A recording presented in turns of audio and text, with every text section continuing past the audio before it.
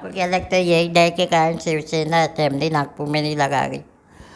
Sir, Shiv Sena ये विदर्भद्रोही है और उनको विदर्भ की जनता से कोई लेना देना नहीं। 2.5 करोड़ जनता के जो प्रश्न हैं वे अपने उनको सुनना ही नहीं है। उनकी जो सरकार मात्र उद्धव ठाकरे मातोश्री से चला रहे हैं और मातोश्री के हाउस तक उनकी सरकार है, मुंबई तक ही सरकार सीमित है।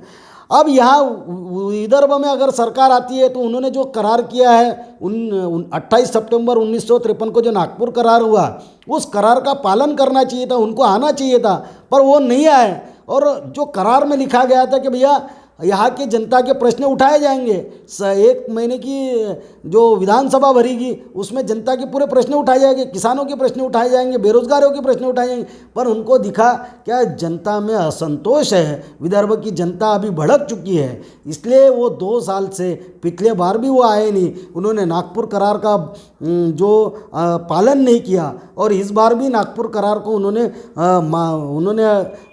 उसको नदारत करते हुए इस बार भी मुंबई में लेके गए। आप जो असेंबली उधर मुंबई में बैठाल रहे हो, तो मुंबई में जो होने के पीछे जो कारण है वो जितना उसके लिए उद्धव ठाकरे जिम्मेदार है उतना ही विपक्ष का नेता माने देवेंद्र फडणवीस, मैं स्वयं जिम्मेदारी से कहता हूँ, क्योंकि विपक्ष के नेता के साइन के बगैर वो होता नहीं है।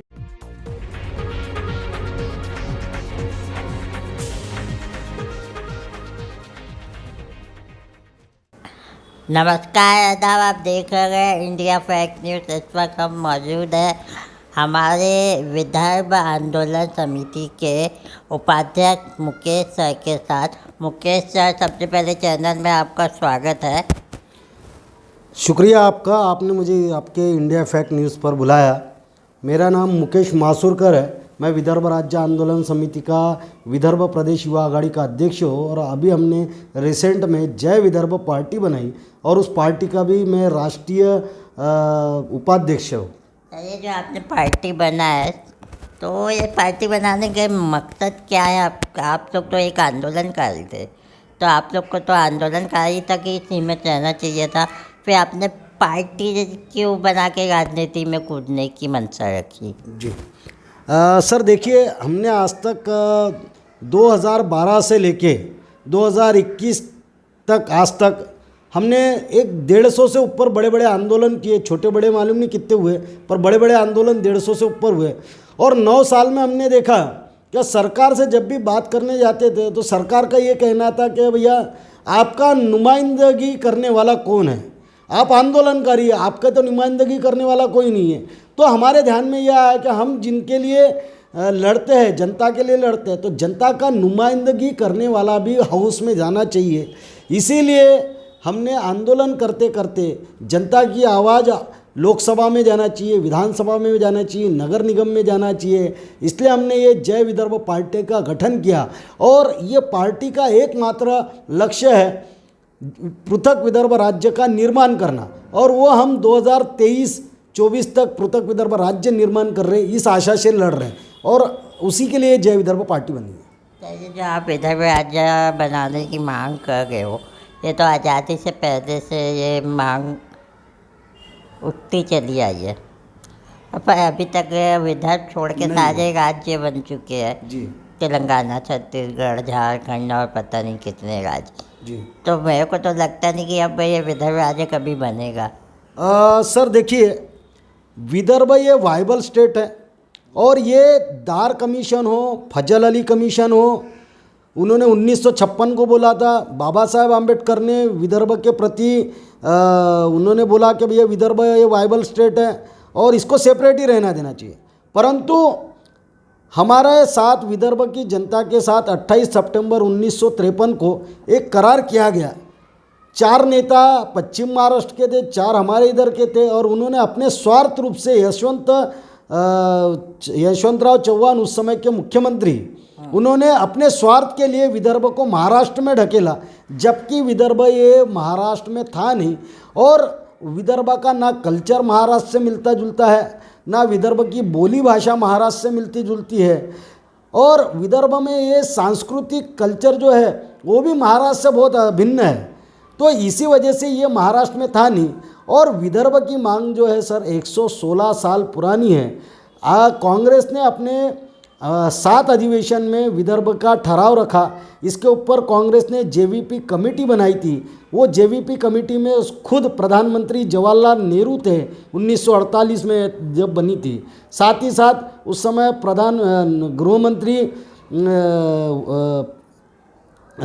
गृह मंत्री सरदार पटेल जी थे और कांग्रेस के अध्यक्ष जो पट्टाभी सीतारामैया थे वे भी उसके कमेटी के सदस्य थे। ये तीनों की जो जेवीपी कमेटी बनाई थी, वो जेवीपी कमेटी ने वो पारित किया था कि विदर्भ ये सेपरेट होना चाहिए, परंतु तीनों पावर में रहने के बावजूद इन्होंने विदर्भ के साथ गद्दारी की और यशवंतराव चौहान ने कहा कि भैया अगर आप विदर्भ अलग देंगे तो हम आपके पास से हाथ हटा लेंगे। तो इस वजह से हुआ नहीं। फिर उसके बाद आपने देखा कि बाला साहब ठाकरे जब जिंदा थे उस समय 1997 को भुवनेश्वर का अधिवेशन हुआ था और अटल बिहारी वाजपेयी जी के इसमें वो अधिवेशन जब बीजेपी का हुआ था तब भी विदर्भ का ठहराव पारित हुआ। बीजेपी वालों ने उसको पारित किया और आज के समय के जो महामहिम राज्यपाल पेडुचेरी के तमिलनाडु के उन्होंने वो ठहराव रखा था और वो पास हुआ। उस समय उत्तराखंड हुआ, झारखंड हुआ और छत्तीसगढ़, ये 3 राज्य दिए, परंतु विदर्भ नहीं दिया क्योंकि बाला साहब ठाकरे ने उस समय बोला था खबरदार अगर आपने विदर्भ दिया तो हम आपको सत्ता से बाहर खींचेंगे। तो एक मत के वजह से इनकी सरकार लटकी हुई थी अटल बिहारी वाजपेयी जी की, तो इसलिए उस समय भी नहीं दिया।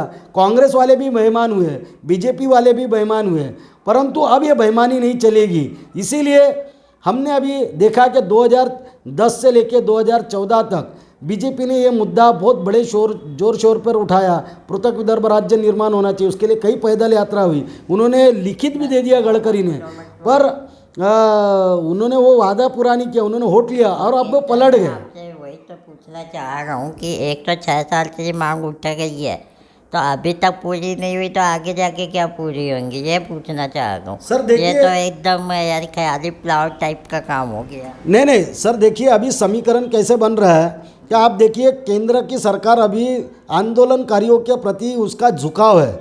किसान बॉर्डर पे 1 साल से डटे थे और किसानों ने बता दिया कि भैया हमारा आंदोलन शुरू है, तो जो न झुकने वाला कल तक बोल रहा था कि मैं नहीं झुकूंगा, वो प्रधानमंत्री को झुकना पड़ा। वैसे ही विदर्भ की मांग को लेकर भी इनको झुकना पड़ेगा, इनको विदर्भ देना पड़ेगा। ये रात ही रात में 370 धारा हटाकर लद्दाख का निर्माण कर सकते हैं, तो ये रात ही रात में विदर्भ भी अलग दे सकते हैं, क्योंकि अब विदर्भ की जो आंदोलन है तेज हो गए। इनको 2014 में हमने 44 सीट चुनकर दिया था, पर ये बेईमान हुए, तो हमने 2019 में बीजेपी को 29 पे ला के दिया। अगले बार जब विधानसभा के चुनाव होंगे तो उनको भी डर है कि हम 0 पे जाएंगे, इसलिए कुर्सी इनको खसकते हुए नज़र आ रही है, इनको विदर्भ से खसकते हुए नज़र आ रही है। क्योंकि आज 105 आमदार होने के बावजूद भी जिस विदर्भ के भरोसे ये सरकार बनाते थे, पर आज विदर्भ में इनकी ताकत कम हो गई, तो आज 105 आमदार होने के बावजूद आज इनको विपक्ष में बैठना पड़ा।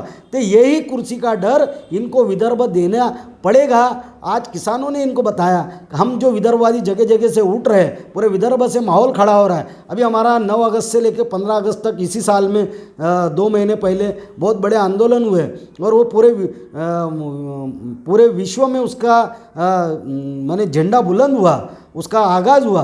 तो उसको लेकर जो चहल पहल पड़ी हुई है, और उसमें अभी ये लोकसभा में नित्यानंद राय ने बोला कि विदर्भ का विषय विचाराधीन नहीं, जो मूर्खता का विषय रखा है इन्होंने, तो इनको कहीं ना कहीं लग रहा है कि भैया आप विदर्भ दे दो, नहीं तो हम महाराष्ट्र भी जाएंगे, 0 होंगे, इसलिए उनको देना पड़ेगा। तो आपको क्या लगता है यही डर के कारण शिवसेना असेंबली नागपुर में नहीं लगा गई? सर शिवसेना ये विदर्भ द्रोही है और उनको विदर्भ की जनता से कोई लेना देना नहीं। 2.5 करोड़ जनता के जो प्रश्न हैं वे उनको सुनना ही नहीं है। उनकी जो सरकार मात्र उद्धव ठाकरे मातोश्री से चला रहे हैं और मातोश्री के हाउस तक उनकी सरकार है, मुंबई तक ही सरकार सीमित है। अब यहाँ विदर्भ में अगर सरकार आती है तो उन्होंने जो करार किया है 28 सितंबर 1953 को जो नागपुर करार हुआ, उस करार का पालन करना चाहिए था, उनको आना चाहिए था, पर वो नहीं आए। और जो करार में लिखा गया था कि भैया यहाँ के जनता के प्रश्न उठाए जाएंगे। 1 महीने की जो विधानसभा भरेगी उसमें जनता के पूरे प्रश्न उठाए जाएंगे, किसानों के प्रश्न उठाए जाएंगे, बेरोजगारों के प्रश्न उठाए जाएंगे। पर उनको दिखा क्या जनता में असंतोष है, विदर्भ की जनता अभी भड़क चुकी है, इसलिए वो 2 साल से, पिछले बार भी वो आए नहीं, उन्होंने नागपुर करार का जो पालन नहीं किया और इस बार भी नागपुर करार को उन्होंने उसको नदारत करते हुए इस बार भी मुंबई में लेके गए। परंतु जनता सब जानती है, ये विदर्भ की जनता से डरते हैं और विदर्भ की जनता इनको यहाँ से भी भगाने वाले हैं, इसलिए इनको पूरा मुंबई पे दामोदार रखना है, इसलिए वो विदर्भ में आना ही नहीं चाहते, असेंबली लेना ही नहीं तो चाहते। यानी आपको लगता है ये जो असेंबली है, जब तक ये महाअघाड़ी सरकार है नागपुर में नहीं लगने वाली, आपको ऐसा लगता है, या वो आपसे डर गए, क्या लगता है आपको? सर देखिए, महाविकास आघाड़ी हो या बीजेपी वाली सरकार हो, बीजेपी ने भी हमारे विदर्भ की जनता के प्रति कुछ भी नहीं किया। उन दोनों विदर्भ के गद्दार है। महाविकास आघाड़ी जो शिवसेना है वो तो खुलेआम बोलती विदर्भ का विरोध करती है ना। अभी तो आप ही ने बताया कि अटल बिहारी वाजपेयी विदर्भ दे गए थे, पर उन्होंने शिवसेना के रोक के कारण नहीं, वो कैसा, देखिए सर, ये सब वोट की राजनीति है। बीजेपी गद्दार है सर, क्योंकि इन्होंने अपने को लिखित आश्वासन दिया कि हम सत्ता में आते 2014 में, इन्होंने लिखित आश्वासन दिया कि हम राज्य में और केंद्र में हमारी सरकार बैठती है तो हम राज्य आपको विदर्भ देंगे, 100 दिन में विदर्भ देंगे। 10 के 10 खासदार हमने चुन के दिया, आमदार हमने इनको 44 चुन के दिया, पर इन्होंने क्या किया? कुछ भी नहीं किया। अब वो बोलते विदर्भ का विकास करेंगे और विकास के नाम पर तो कुछ नहीं हो रहा। अरे भैया, आप जो असेंबली उधर मुंबई में बैठाल रहे हो, तो मुंबई में जो होने के पीछे जो कारण है, वो जितना उसके लिए उद्धव ठाकरे जिम्मेदार है, उतना ही विपक्ष का नेता माने देवेंद्र फडणवीस, मैं स्वयं जिम्मेदारी से कहता हूँ, क्योंकि विपक्ष के नेता के साइन के बगैर वो होता नहीं है। इसलिए विपक्ष के नेता ने इस पे प्रपोजल पे साइन किया और वो आदमी खुद नहीं चाहता, विपक्ष का नेता, कि विदर्भ की जनता का विकास हो, क्योंकि अब वो मुंबई में सेटल हो चुका है। उसने अपनी पत्नी को वहाँ पर आगे बढ़ाया, उन्होंने अपनी पत्नी को वहाँ पर सिंगर बनाया।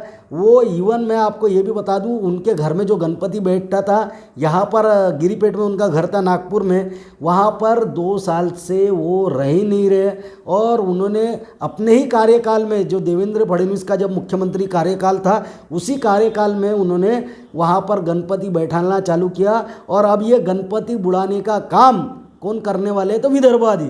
तो इसलिए बीजेपी भी गद्दार है और महाविकास आघाड़ी तो है ही, क्योंकि महाविकास आघाड़ी को विदर्भ की जनता का से कोई सरोकार नहीं। जैसे कि आम जनता है, आम पब्लिक है, आप तो विदर्भ आंदोलन से सालों से जुड़े हुए हो, तो आपको पता है विदर्भ के बनने से क्या फ़ायदे हैं, क्या नुकसान है।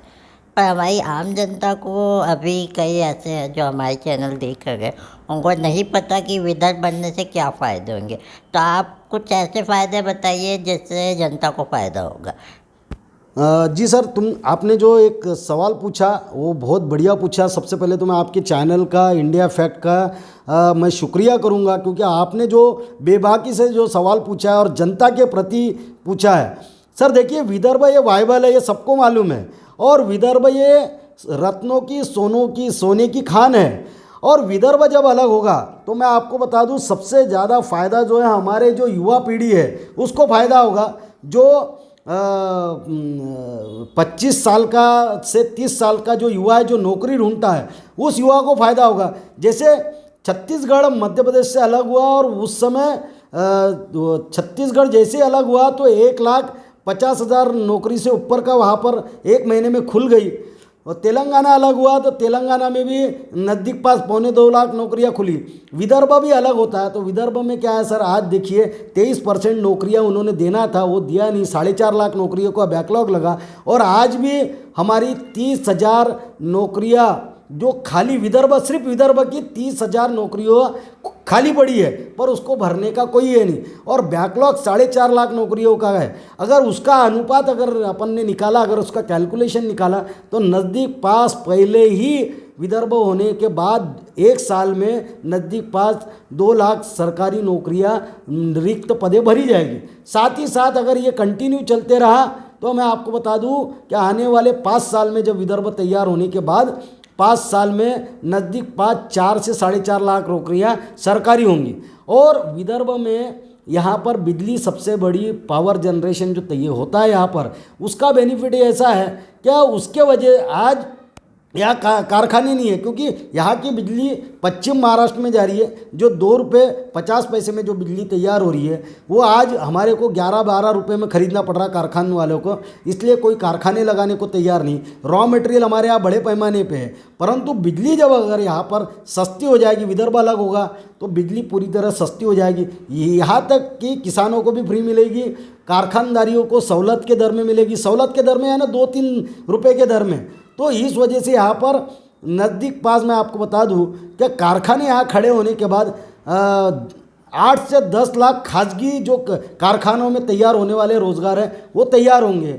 और यहाँ पर मिनरल सबसे ज़्यादा है। यहाँ पर सिर्फ 2 ही मिनरल्स पे काम किया गया है, एक कोयला जिस पर बिजली बनती है, और दूसरा जो चुनखड़ी जिसको बोलते हैं अपन, जिसका सीमेंट में उपयोग होता है। पर बाकी आपने टंगस्टन देखा, आपने यूरेनियम देखा, आपने मैग्नीज देखा, अब्रक देखा, इन पे कोई काम नहीं हुआ, इनके कारखाने नहीं है। ये सब जो बचे हुए 21 खनिज पदार्थ है उस पर काम होगा और यहाँ बड़े बड़े कारखाने तैयार होंगे। आज एशिया का सबसे बड़ा लोहे का भंडार जो है हमारे सुरजागढ़ में है, परंतु वो सुरजागढ़ में इतना बड़ा लोहे का, कच्चे लोहे का भंडार होने के बावजूद वहाँ का कच्चा लोहा जो है भिवंडी में लेके जा रहे, वहाँ भिवंडी में कारखाने हैं, पर हमारे गढ़चिरौली में भाइयों को रोज़गार नहीं है। सिर्फ यहाँ खनन तक कार्य, और वो खनन करने वाले भी कौन है, तो यूपी बिहार के लोग लाए जा रहे हैं,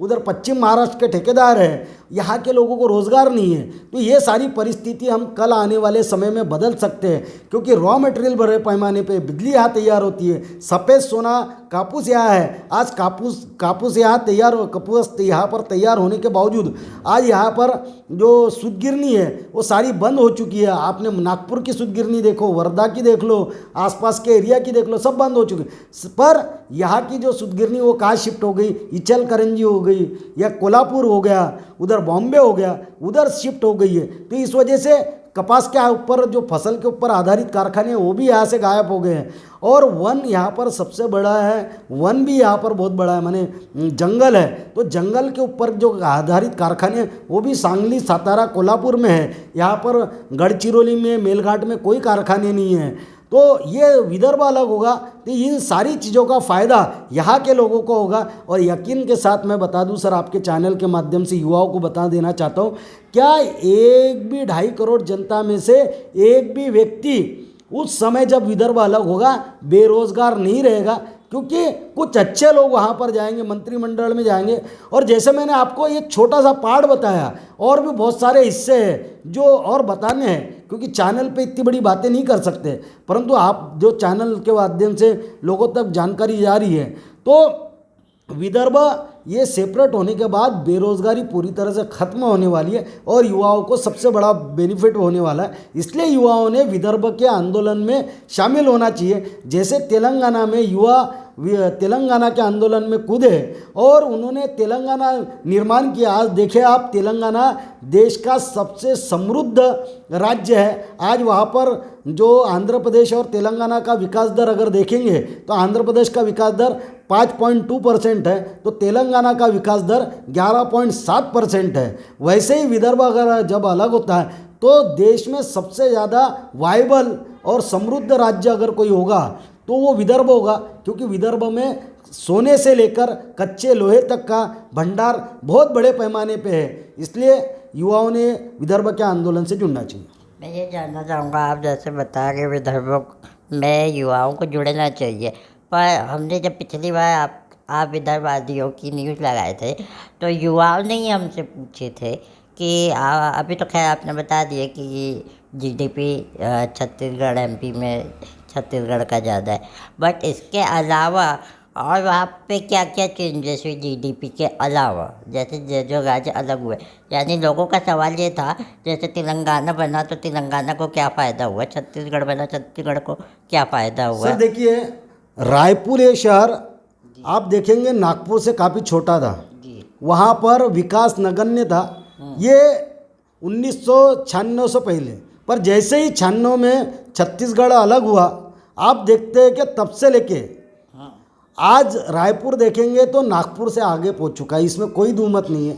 वहाँ पर ट्रांसपोर्ट प्लाजा खुल चुका है। वहाँ आज आप देखते हैं छत्तीसगढ़ की लेबर यहाँ हमारे यहाँ आती थी और रास्ते वगैरह जो बनते थे ना पहले, वे यहाँ आके काम करते, परंतु आज एक भी लेबर छत्तीसगढ़ का नहीं मिलता, ढूंढने से भी नहीं मिल रहा है। ये बदलाव आ चुका है क्योंकि वहाँ पर उनको रोज़गार मिल रहा है। वहाँ पर जैसे हमारे विदर्भ में खनिज पदार्थ है वैसे ही वहाँ पर भी है। दूसरी बात, वहाँ बिजली बड़े पैमाने पे तैयार होती है और बिजली तैयार होने की वजह से उन्होंने कारखानों को सस्ती बिजली दी।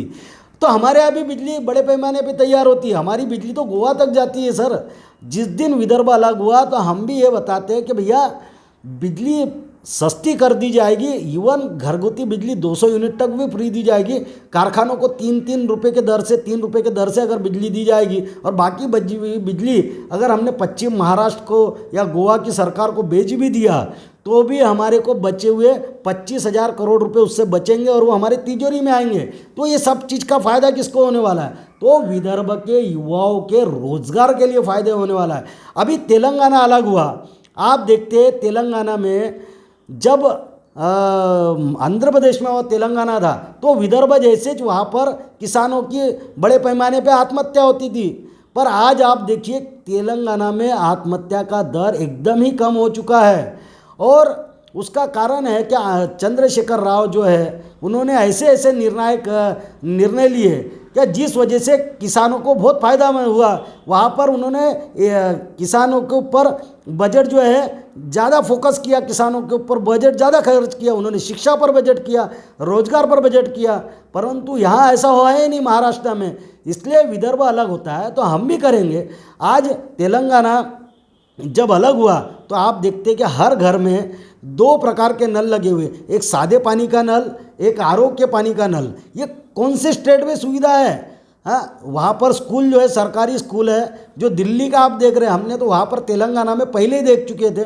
तेलंगाना में सरकारी स्कूल अच्छे बन चुके हैं, वहाँ आईटी पार्क जो है बड़े पैमाने पे है और उस वजह से जो सिंगापुर में कल तक जो सिंगापुर में 2 लाख के पैकेज में नौकरी करता था, मैं खुद देख के आया हूँ सर कि उसको उसी व्यक्ति को 1.5-2 लाख रुपए का पैकेज आज तेलंगाना में मिल रहा है, वो हैदराबाद में मिल रहा है। इस वजह से वो आज कहाँ पर शिफ्ट हुआ है? जो सिंगापुर में काम कर रहा था वो व्यक्ति तेलंगाना में शिफ्ट हो चुका है। आज उसको उधर जाने की ज़रूरत ही नहीं पड़ रही। जो नर्सेस यहाँ से बाहर जाती थी वो नर्सेस फिर से वहाँ पर आ गई, वहाँ बड़े बड़े हॉस्पिटल खुले। तो वैसे ही अगर विदर्भ राज्य अलग होता है तो विदर्भ राज्य में यहाँ पर संसाधन बड़े पैमाने पे होने की वजह से यहाँ पर भी बहुत चांसेस ज़्यादा है, देश का सबसे समृद्ध हो सकता है। परंतु उसके लिए हमारे को विदर्भ अलग लेना पड़ेगा। मैं ये जानना चाहूँगा, ये आप जो युवाओं को ये सब बातें बता रहे हैं कि ऐसा हो जाएगा, बनने के बाद वैसा हो जाएगा, इतने रोजगार आ जाएंगे, तो कहीं ये मुंगेरी लाल के हसीन सपने वाली बात तो नहीं हो जाएंगी? देखिए सर, आज तक जितने भी राज्य निर्माण हुए, आपके सामने रिसेंट में तेलंगाना हो, आपके सामने छत्तीसगढ़ हो, या आपके सामने उत्तराखंड हो, या झारखंड जैसा जो पिछड़ा आदिवासी एरिया जो बेल्ट है वो भी, वहाँ पर भी सभी जगह विकास की गंगा बह रही है। अगर कोई भी स्टेट अगर आप माइनस में देखेंगे तो आप मुझे बता दीजिए। मैं खुद आपके चैनल के ऊपर जिम्मेदारी से बोल रहा हूँ क्या भैया, कोई भी जो नया स्टेट बना है वो पुराने स्टेट से आगे पहुँच चुका हो। मुंगेरी लाल के हसीन सपने वाली बात ही नहीं आती, क्योंकि छोटा राज्य रहता है तो डेमोस्ट्रेशन, मैंने वहाँ पर जो प्रशासन है घर घर पहुँचता है, एडमिनिस्ट्रेशन जो है घर घर पहुँचता है, उस वजह से विकास बहुत जल्द गति से होता है। अगर जनता कम है, प्रशासन उसके ऊपर ध्यान देंगी, उसकी जो मांगे होगी उस हिसाब से वो नियोजन करेगी,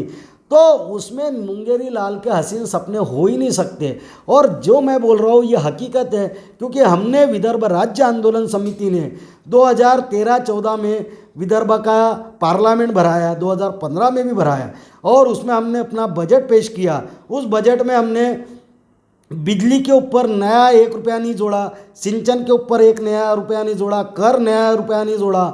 और जो बजट हमने पेश किया था वो बजट पास 110 कोटी सरप्लस था 13 और 14 का, और फिर दोबारा हमने जब विधानसभा भराई थी प्रतिरूपी विधानसभा, वो बजट 1660 कोटी रुपए वो भी सरप्लस था। हमने 110 करोड़ रुपए वो भी सरप्लस दिखाया, और दूसरा जो बजट पेश किया था वो भी सरप्लस दिखाया।